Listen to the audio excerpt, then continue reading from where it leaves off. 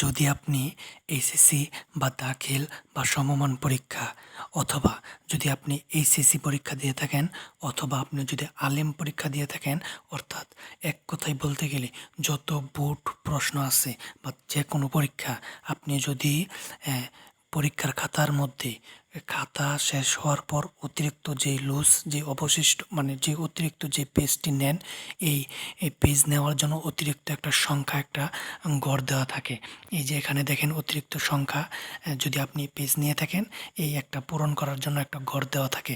যদি আপনি ভুলক্রমে বা ভুলবশত বা মনের বলে যেভাবেই হোক আপনি যদি এই ভুল করে থাকেন এবং পরীক্ষা সময় শেষ হয়ে যাচ্ছে বা মনের বলে বা যে কোনো ক্রমে যদি আপনি যদি এই ভুল করে থাকেন, যদি পূরণ করে না থাকেন, এটা পূরণ না করলে কি কোনো ক্ষতি হবে কি না, এই বিষয়ে আজকের আলোচনা।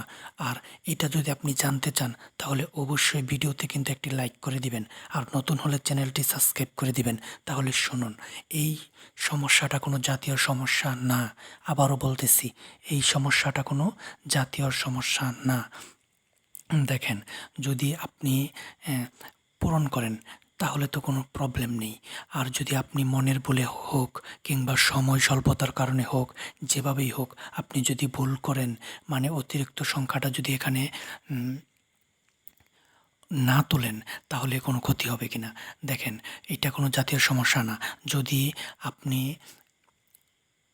তুলেন নাই, মানে আপনি এখানে তুলেন নাই কিন্তু আপনার মানে মূল পেজের মূল খাতার সাথে সাথে যদি আপনার অতিরিক্ত খাতাটা যদি একসাথে থাকে তাহলে শিক্ষক আপনাকে নাম্বার অবশ্যই দিবেন, ইনশাল্লাহ অবশ্যই দিবে। আর যদি আপনি পূরণ করেন নাই, বুঝবেন, খেয়াল করবেন, যদি আপনি পূরণ করেন নাই এবং আপনার অতিরিক্ত পেজ মূল খাতা থেকে সরে গেছে, মানে আলাদা হয়ে হারিয়ে গেছে, তাহলে হারিয়ে যাওয়ার ফলে এই হারিয়ে যাওয়া পেজ থেকে কিন্তু আপনি মানে ওই পেজ কিন্তু শিক্ষক দেখতে পারতেছে না এবং ওইটা থেকে নাম্বার পাবেন না। কিন্তু মূল খাতার সাথে যদি থাকে তাহলে শিক্ষক নাম্বার দিবেন।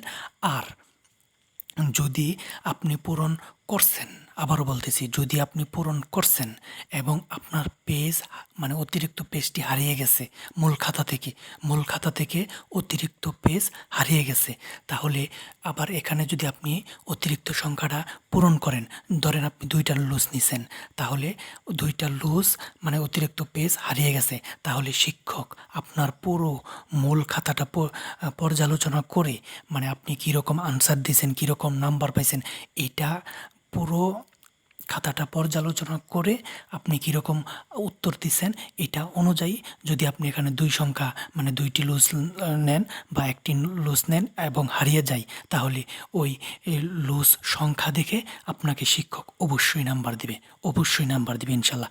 এটা নিয়ে আপনারা কেউ হতাশা করবেন না। আর আপনাদের যদি কোনো প্রশ্ন থাকে তাহলে অবশ্যই কমেন্টে জানিয়ে দিবেন, অবশ্যই কমেন্টে জানিয়ে দিবেন। সকলকে ধন্যবাদ।